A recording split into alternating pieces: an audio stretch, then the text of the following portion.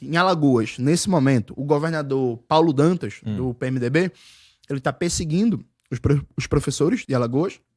Eles estão há mais de 30 dias de greve, cobrando um reajuste salarial de 10%, que é para ser pago com o Fundeb.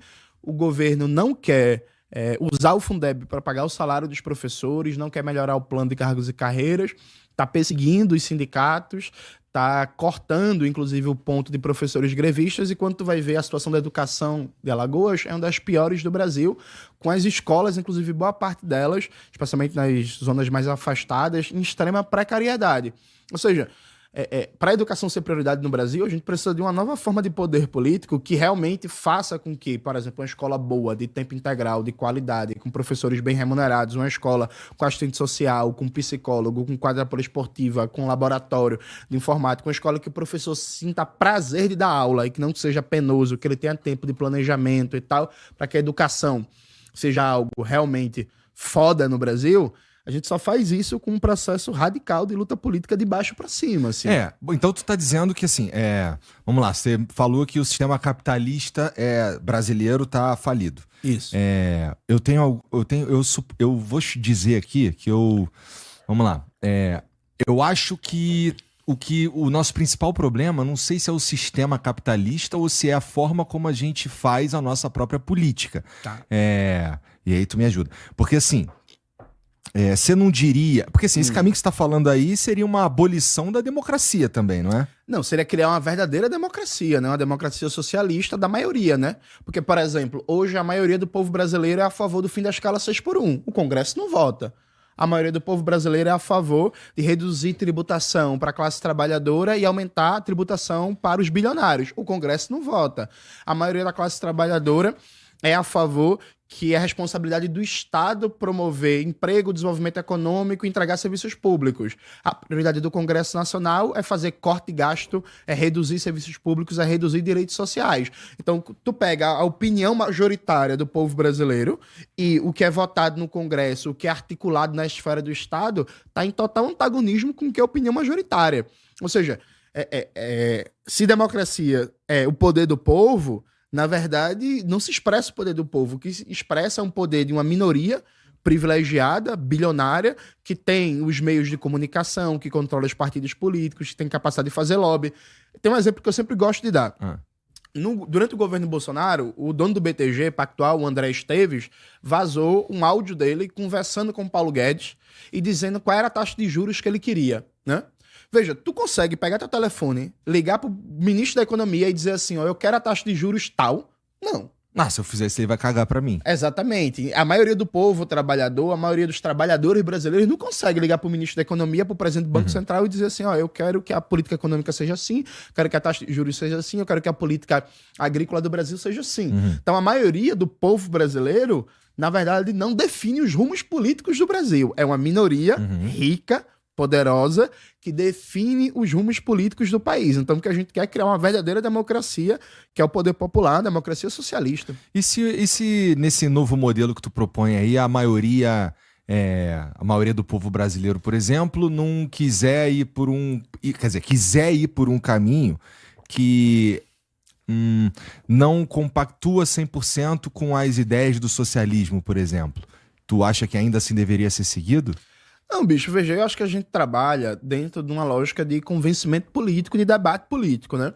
Então, qual é uma das partes fundamentais do meu trabalho? É fazer o debate público, escrever livro, escrever texto, rodar o Brasil. Tu falou das fotos de avião, tô sempre rodando o Brasil, já fui em mais de 400 cidades, fazendo um debate sobre a proposta comunista que a gente apresenta para o Brasil, a proposta de Revolução Brasileira. A gente trabalha na base do convencimento. É claro que começa a Revolução Socialista hoje. Os ritmos de mudança, as formas de mudança vão depender, inclusive, do próprio processo de convencimento.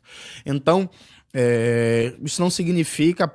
Um exemplo, quando a gente fala de socialismo, tem muita gente que pensa assim, vai tomar minha casa, vai tomar meu carro, não vai ter mais pequeno comércio. Não, é claro que não, pô. O que a gente quer, inclusive, com o processo da Revolução Brasileira, é universalizar a prosperidade no Brasil.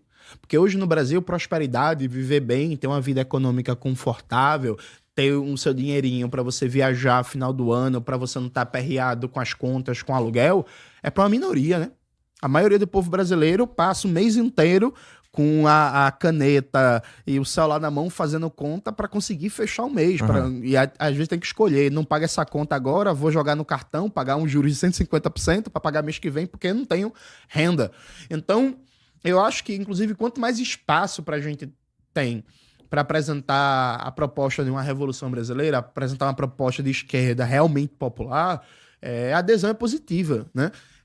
Eu participei recentemente de um debate contra 20 conservadores, em que muita gente que assistiu, a reação foi, eu tinha muito preconceito com a ideia de ouvir um comunista. E eu vi esse comunista e eu concordo com tudo que ele defendeu. Lá nos comentários tem vários. Eu sou de direita, mas esse cara, tudo que ele falou tá certo. Eu sou de direita, mas tudo que esse cara falou é verdade. Eu sou de direita, mas se as ideias desse cara fossem aplicadas no Brasil, o Brasil realmente seria um país bom de se viver. Ou seja, quanto mais a gente tem espaço, quanto mais a gente se organiza, quanto mais a gente tá na militância estudantil, militância sindical, militância cultural, a gente consegue mostrar que nós defendemos o interesse da maioria. Porque qual é a grande malícia do sistema capitalista? Ele cria uma espécie de inversão ideológica.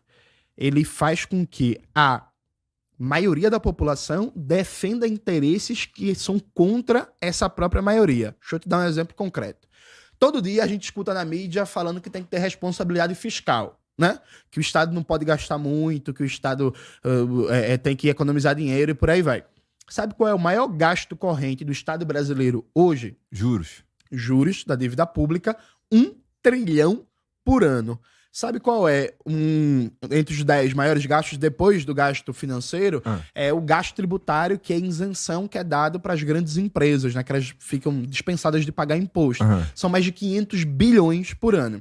Quando tu pega o que é pago de juros para os rentistas, mais a isenção fiscal para as grandes empresas, mais o valor de emenda parlamentar para o Congresso Nacional, só aí a gente tá falando de 1 trilhão 550 bilhões de reais. Aí, ao mesmo tempo, tá a mídia todo dia dizendo que tem que cortar, junta o orçamento da saúde e da educação, não dá 300 bilhões. Aí tem que cortar da saúde e da educação. Mas peraí, saúde e educação dá muito mal 300 bilhões, mas aqui tu tem 500 bilhões de isenção para grandes empresas, tu tem 1 trilhão de pagamento de juros para rentista, detentor do título da dívida pública, e tu tem 50 bilhões de emendas parlamentares para o Congresso Nacional, que, grosso modo, é roubo, falcatrua, corrupção descarada, aquela coisa de compra de kit robótica em cidade que mal tem escola, a escola não tem ventilador, não tem ar-condicionado, kit robótica, compra de dentadura, que tem mais dentadura comprada do que gente na cidade, e por aí vai. Então, veja, é um mecanismo ideológico de você inverter a realidade. Acha, não, realmente, o Estado não pode gastar mal. E aí, o que é gastar bem? É cortar gastos, mas quando tu vai ver, é cortando gastos que ataca e prejudica a própria classe trabalhadora. Então, eu acho que quanto mais oportunidade a gente tiver de aparecer no debate público, mais pessoas vão se convencer que a proposta de revolução brasileira é necessária para emancipá-las. Inclusive, quando eu fui candidato ao governo do estado de Pernambuco, em 2022, era interessante, porque eu fui excluído de todos os debates televisivos, mas toda vez que eu participava de entrevistas na internet, minhas entrevistas não só eram as maiores em termos de visualização, como de engajamento. Quando você ia olhar os comentários, você via, não sabia que esse cara era candidato, debate muito bom, o que ele falou sobre o transporte em Pernambuco ninguém fala e tal. Então, quebrar o bloqueio midiático, porque se as pessoas ouvirem as nossas propostas, elas concordam e veem que realmente o marxismo tá com a razão. Olha ele. Você estava falando aí dos rentistas, né? Sim. Estava falando também do teto de gastos e segurar a onda e tudo mais. Cara, quando a gente fala dos rentistas, a gente fala dos caras que são detentores de títulos da dívida pública. Isso. Né? Porra, não é... O que você propõe é parar de pagar os caras? Tá, vamos explicar. Quando tu vai... Vamos imaginar... Tu vai no Bradesco pedir um empréstimo. Tu não define a taxa de juros que tu vai pagar. Quem define é o Bradesco. E aí, se tu não quiser, chorou pra tu. Paciência, beleza? O mecanismo do Estado é diferente. O Estado define a taxa de juros que ele vai pagar. Ele define a partir da taxa Selic, que é a taxa básica de juros da economia definida pelo Banco Central. Sim. O Estado, ele usa o mecanismo de emissão de título, não é para se financiar, é para regular, aqui vem certos palavrão de economês, é para regular o nível de liquidez no mercado interbancário, que é basicamente o quanto de recursos vai estar circulando na mão dos bancos, que o banco, quando ele faz empréstimos, quando ele faz investimento, ele também está criando moeda. Então, veja, o Estado, ao definir a taxa de juros, ele define o nível de apropriação de riqueza privada que vai ser transferida. Aliás, o nível de apropriação de riqueza que o ente público vai destinar para o setor privado a partir do mecanismo de pagamento desses títulos. Qual é o problema do Brasil? O problema do Brasil é que a gente tem consistentemente uma das maiores taxas de juros do mundo há mais de 30 anos. O prazo de pagamento de títulos no Brasil, o vencimento dos títulos, é de curtíssimo prazo.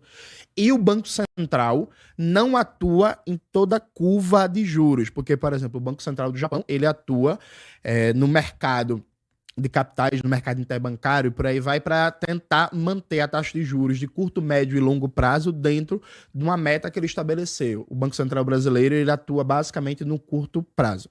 Então, veja, o que é que a gente propõe?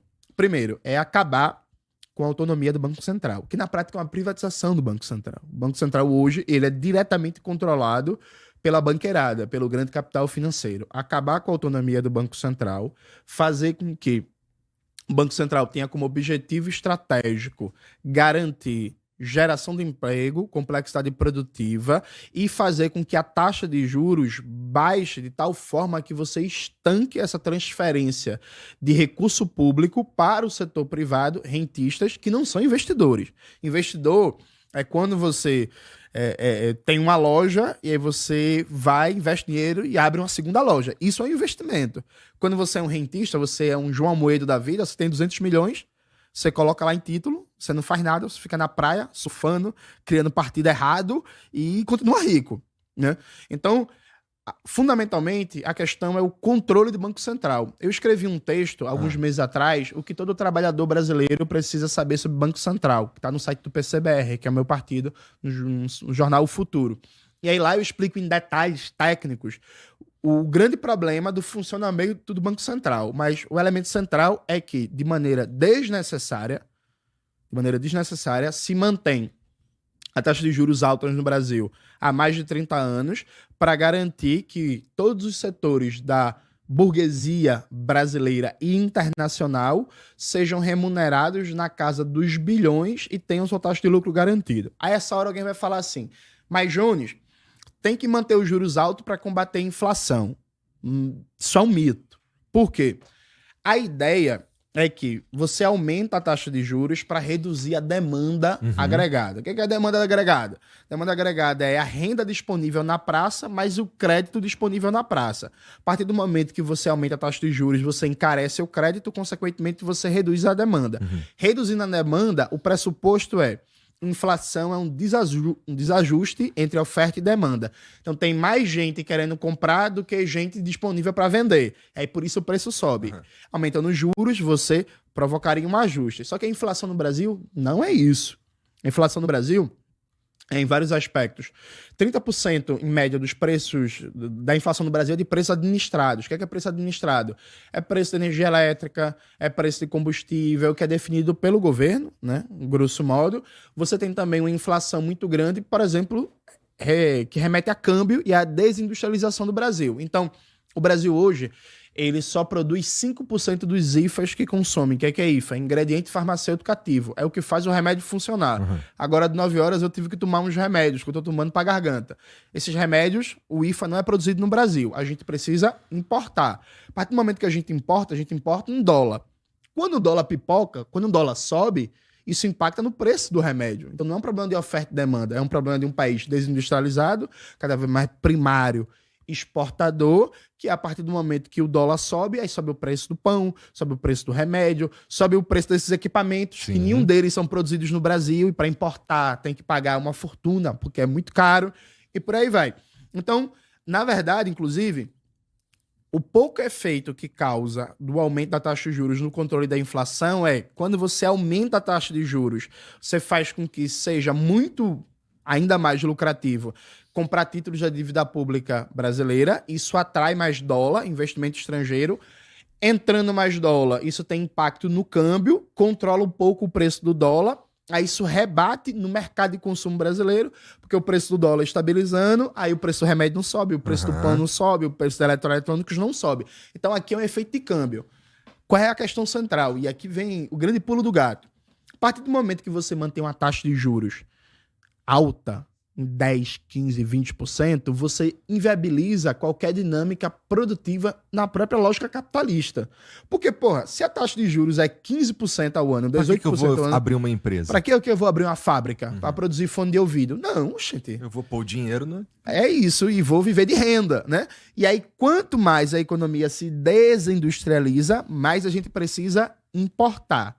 Quanto mais a gente precisa importar, mais a gente precisa de dólares. Mas aí como é que se consegue dólares? Ou você pega empréstimo, ou você exporta, ou você consegue entrada de capitais, como, por exemplo, a partir da remuneração que se dá aos rentistas. Então, a economia brasileira se desindustrializa cada vez mais. Isso tem impactos inflacionários gigantescos por causa do câmbio.